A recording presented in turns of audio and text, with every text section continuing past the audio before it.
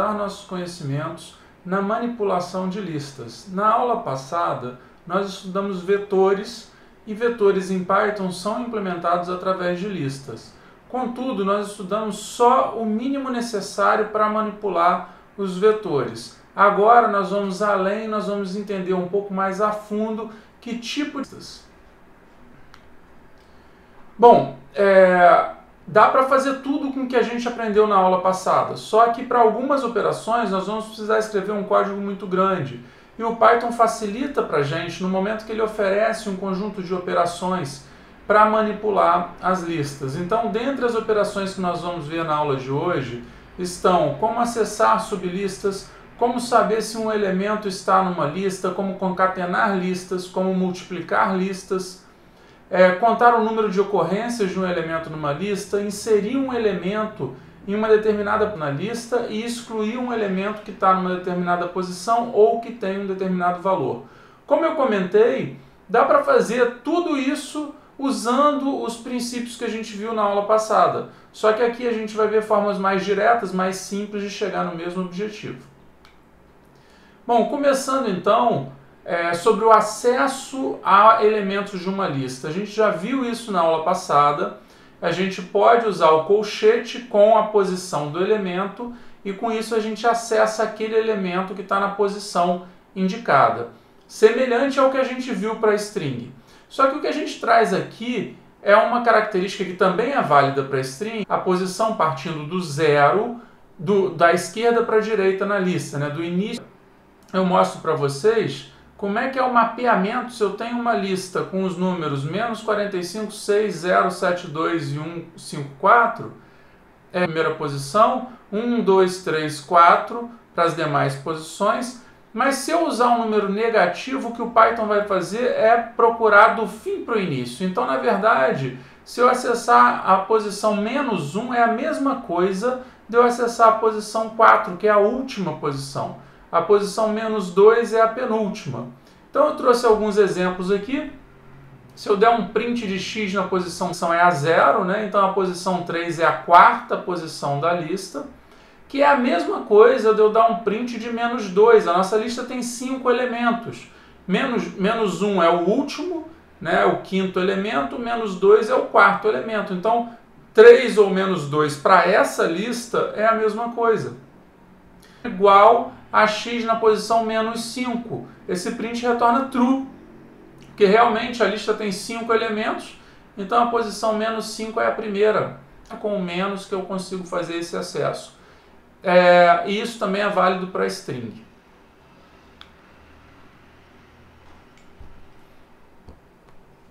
Bom, assim como a gente viu em string, existe um conjunto de operadores que a gente pode utilizar também em lista e com a semântica equivalente à da string, o que facilita muito para o nosso raciocínio. Então eu vou falar de 3 aqui, eu vou falar do in, da soma e da multiplicação. Bom, o in ele verifica a pertinência. Então basicamente eu tenho um elemento que eu quero checar se está numa lista, eu uso o in e eu passo a lista. Então eu consigo perceber se ele está ou não dentro daquela lista. Ou seja, o Python vai retornar true ou false. Ele retorna true se tiver e false caso contrário. Então nesse exemplo aqui eu botei uma lista com 4 elementos, 1, 2, 3 e 4. E eu dou um print 2 em lista. Ele vai verificar o 2 está dentro dessa lista. Se está, ele retorna a verdade. Então o que aconteceu aqui ele vai retornar true. Se eu der um print 0 em lista, ele retorna falso, 0 não faz parte dessa lista. Se eu der um print 5 em lista, ele retorna falso, porque o 5 também não faz parte da lista. E um print 4 em lista, ele retorna se um elemento pertence ou não àquela lista. Concatenação. Assim como na string, eu também posso concatenar duas listas usando o operador de soma. Então aqui eu tenho vários exemplos, né? Eu tenho lista igual a 1,2 entre colchetes, então isso é uma lista, né? Apesar de eu não ter botado numa variável, isso aqui é uma lista, mais 3,4 entre colchetes. O efeito desse mais aqui vai ser concatenar a da direita, que é o que eu esperava que acontecesse. Logo em seguida eu tenho lista 1 de elementos e uma outra lista de 2 elementos. E embaixo eu crio lista 3 igual a lista 1 é uma lista de um elemento, mais lista 2. Na hora que eu faço isso aqui, Python concatena essas três nessa ordem.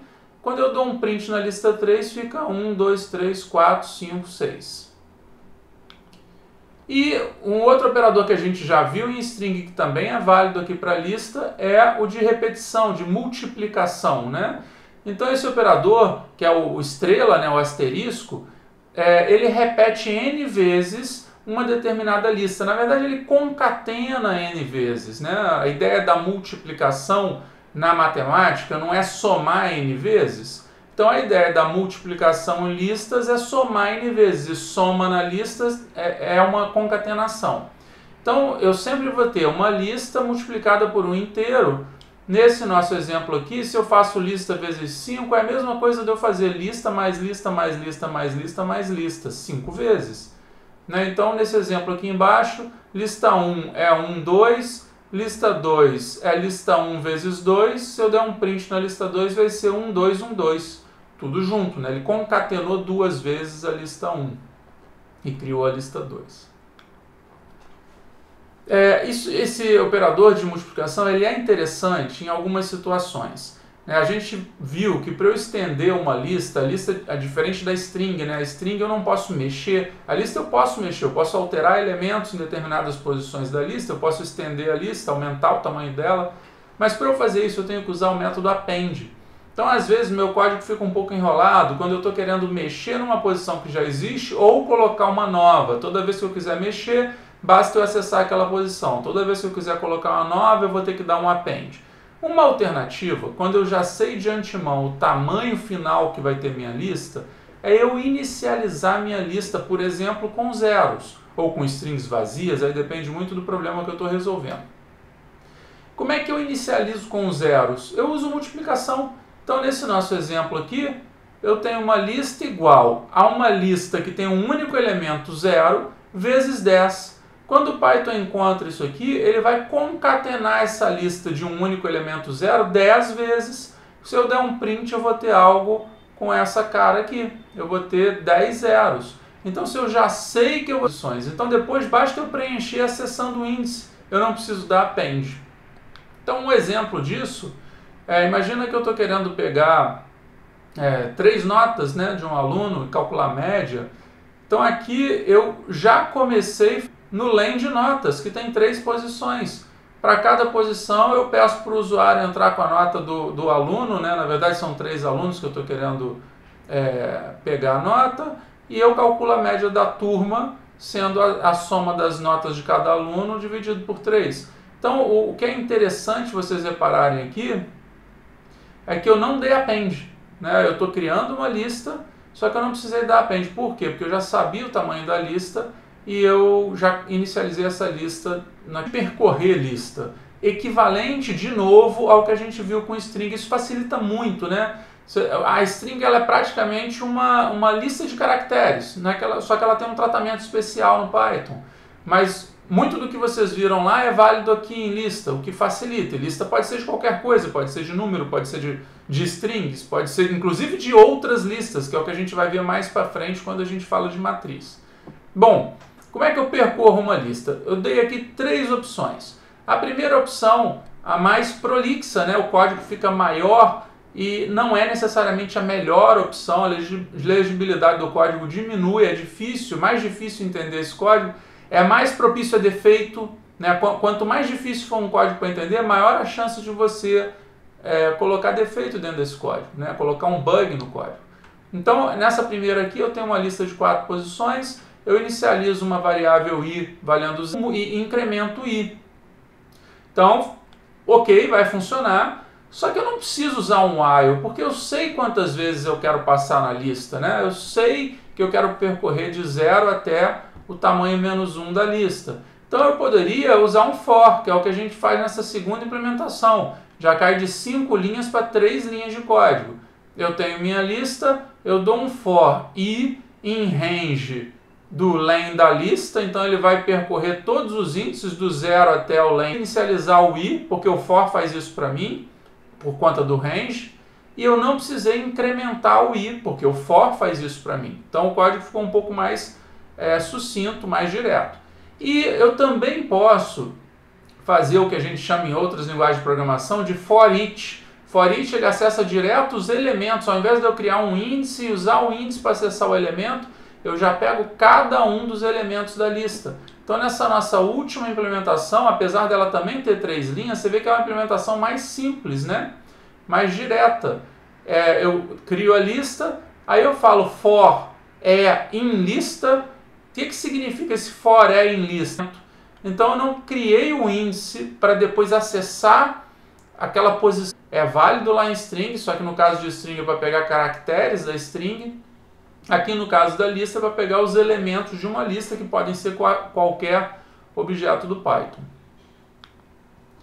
Bom, vamos olhar agora várias implementações que a gente já conseguiria fazer com o que a gente aprendeu na aula anterior, só que agora a gente vai ver algumas funções que o Python já entrega para a gente que facilitam a ação. E uma coisa interessante que eu queria que vocês prestassem atenção, é legal vocês verem esses códigos da implementação para vocês irem pegando o raciocínio de manipulação, de como a gente manipula a lista, né?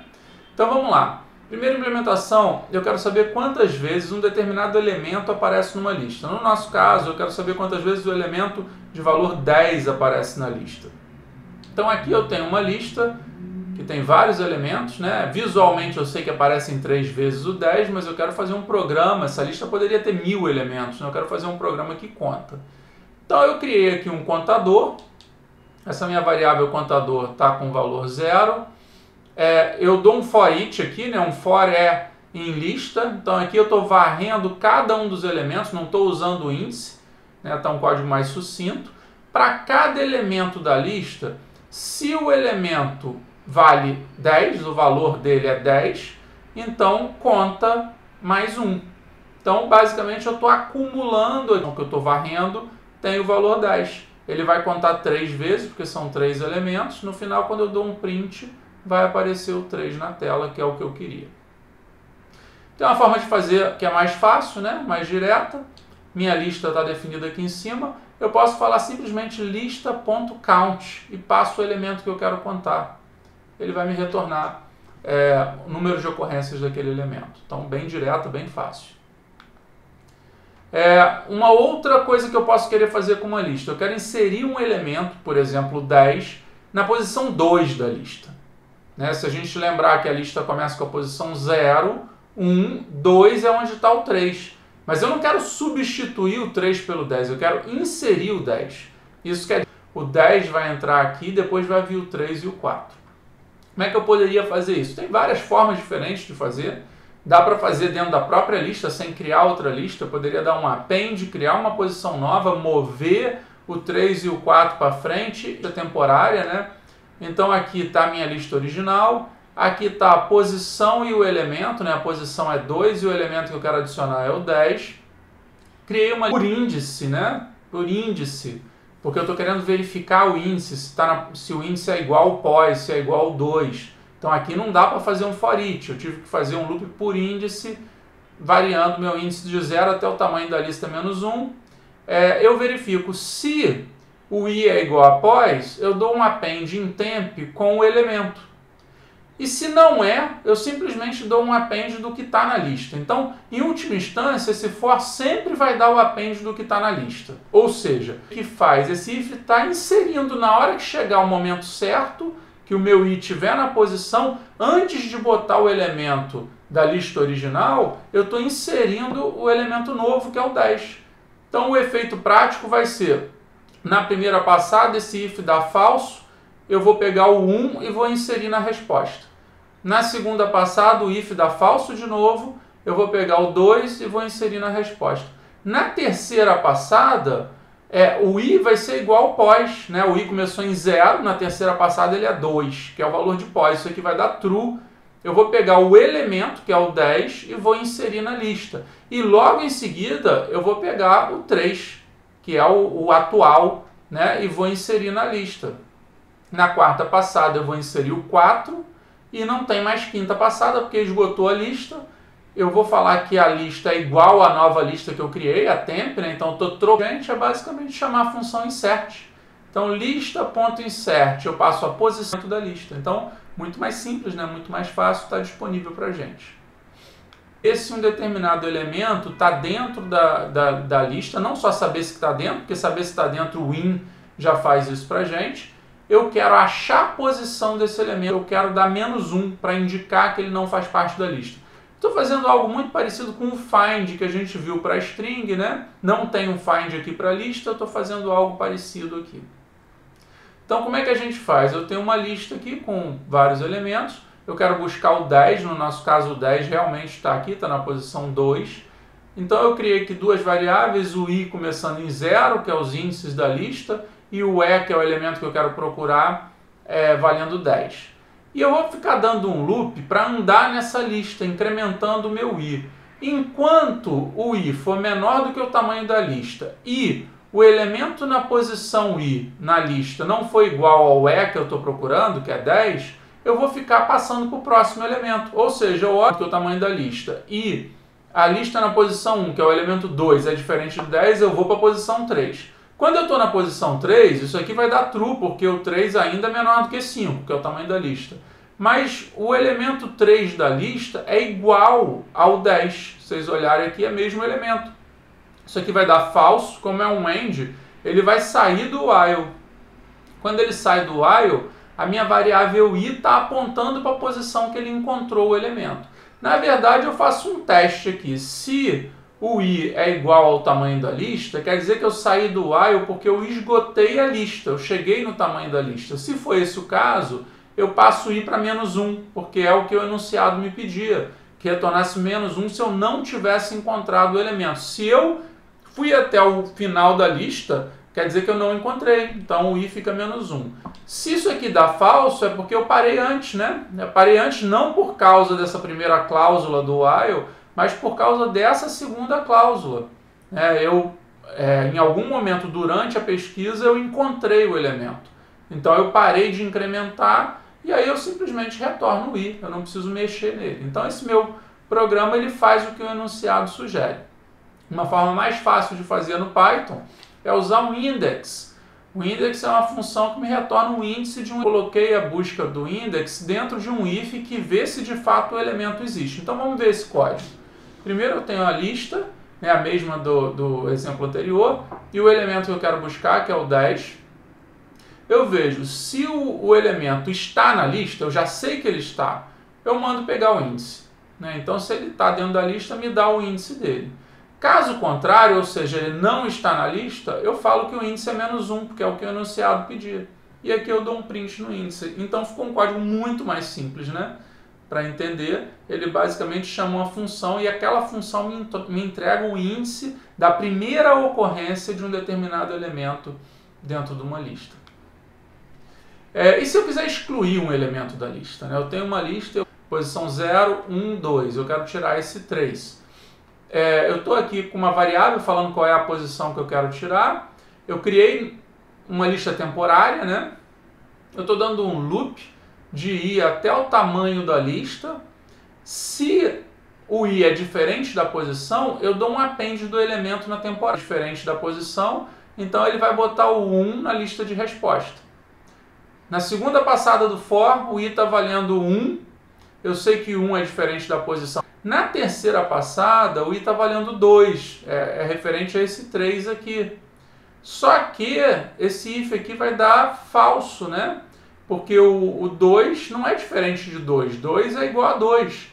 Isso aqui vai dar falso, ele não vai colocar o elemento que está na posição 2 na lista de resposta. Ele não é true, ele vai entrar e vai botar o quarto elemento. Então, no final das contas, esse if aqui, ele funcionou para pular o elemento que eu não queria botar na lista de resposta. E no final, eu falo que, na verdade, remover é não inserir.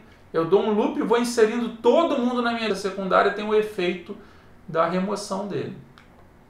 Forma mais fácil de fazer, usando o Python, é simplesmente usar o comando del. Então, a terceira posição, né, posição de índice 2 da minha lista. Tem uma outra forma de fazer, que é usando pop. A diferença é que o del simplesmente deleta. O pop acessa, retorna o elemento que está lá e deleta em seguida. Né? Então, o efeito acaba sendo o mesmo na lista, só que ele me entrega o elemento. Dependendo da minha aplicação, pode ser que eu queira tirar um elemento da lista pegando o elemento. É claro que daria para fazer usando o del. Eu ia ter que primeiro acessar o elemento para guardar numa variável e depois dar o del. Se eu quero fazer isso, eu posso dar lista.pop, passo a posição. O que ele está fazendo é tirar esse cara, botar nesse elemento aqui, e se eu der um print nos dois, o elemento está do lado de... Então, isso que eu falei é como é que eu tiro, removo, né, um elemento dada uma posição. Eu quero remover o elemento que está na posição tal. Mas eu posso ter uma outra situação onde eu quero remover um elemento que tem um determinado valor. Né? Eu quero remover o elemento 4, não é o elemento que está na posição 4. Eu quero remover o elemento de valor 4. Primeira ocorrência desse elemento de valor 4 ali na minha lista. Então, como é que eu faço isso? Né? Eu tenho a lista aqui com 6 elementos. O elemento que eu quero remover é o 4. Eu vejo se o elemento está na lista, né? Porque se ele não está na lista, eu não tenho que tentar remover, vai dar problema. Eu peço o índice desse elemento. A primeira, lembra que o index me dá a primeira ocorrência de um elemento, né? Aqui eu tenho 2 4, mas ele vai me dar um índice desse primeiro. Ah, mas e se eu quisesse olhar a partir de uma posição?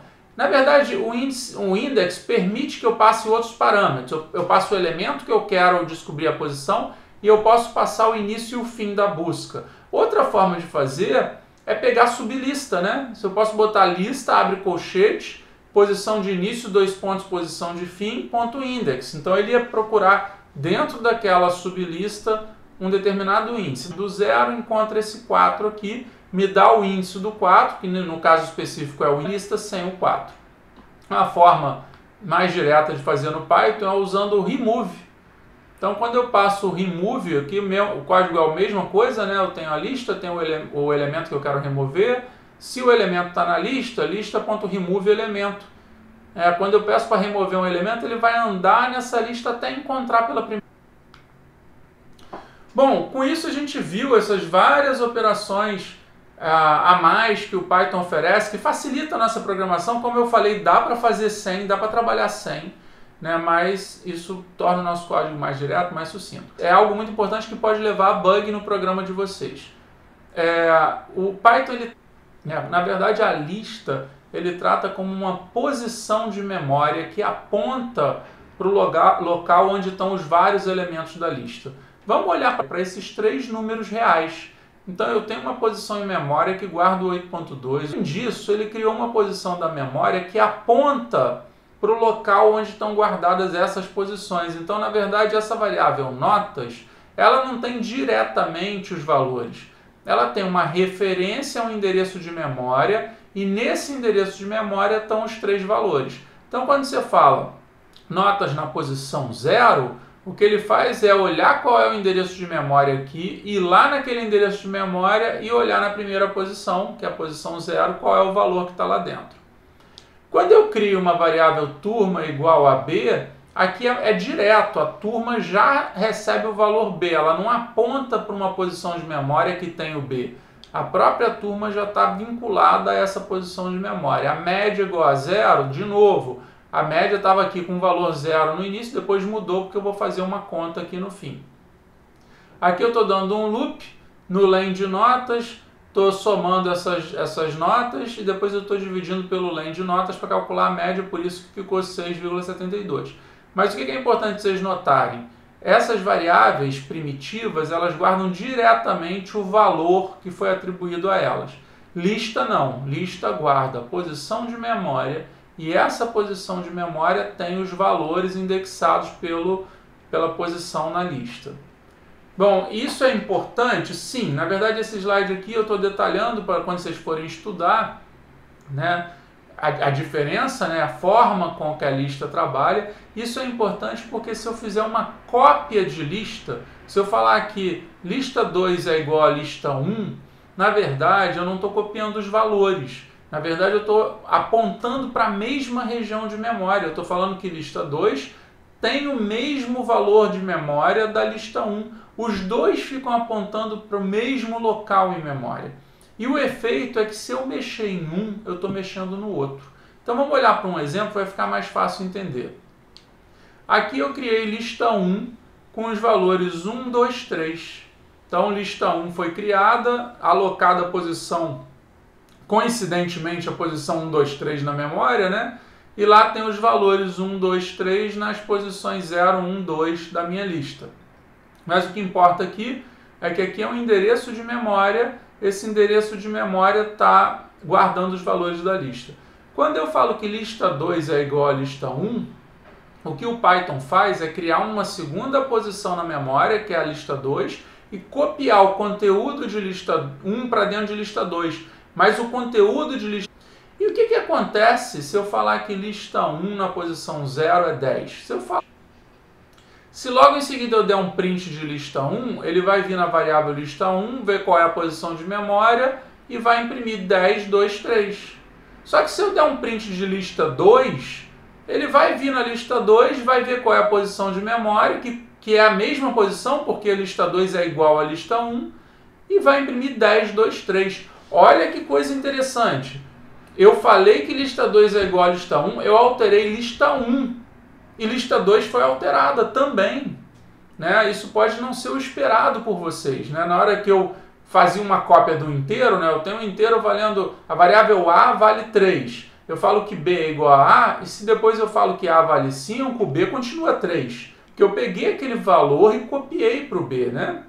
Aqui na lista, se vocês entenderem que, na verdade, quando eu falo que uma lista é igual a outra, eu estou copiando o endereço de memória da lista... Na verdade, as duas, a outra também vai ser alterada, porque os dois apontam para a mesma posição de memória. Se eu quiser evitar isso, né, eu quero fazer uma cópia de uma lista, a gente chama de cópia profunda. Quero fazer uma cópia de uma lista duplicando os elementos, de forma que se eu alterar numa lista, eu não vou ter efeito colateral na outra lista. Como é que eu posso fazer? Bom, eu posso criar a segunda lista vazia, dar um loop na primeira lista e dar append de elemento a elemento na segunda lista 2 vazia. Eu não estou copiando de lista 1. O Python vai alocar uma outra posição em memória para a lista 2. E aí, na hora que eu dou um loop em lista 1, posição 0 igual a 10, lista 1 está na posição 1, 2, 3, ele vem aqui e escreve o 10. Se eu der um print de lista 1, obviamente o 10 vai estar lá, porque eu alterei lista 1.